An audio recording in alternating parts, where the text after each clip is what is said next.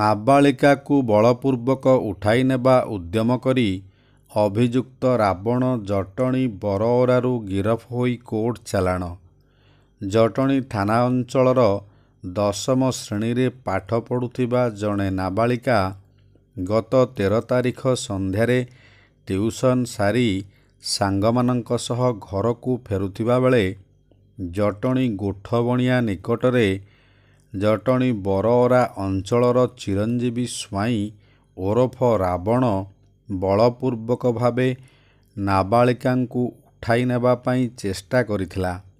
ତେବେ ନାବାଳିକା ଓ ତା'ର ସାଙ୍ଗମାନେ ବଡ଼ ପାଟିରେ ଚିତ୍କାର କରିବାରୁ ରାବଣ ଘଟଣାସ୍ଥଳ ଛାଡ଼ି ଚାଲି ଯାଇଥିଲା।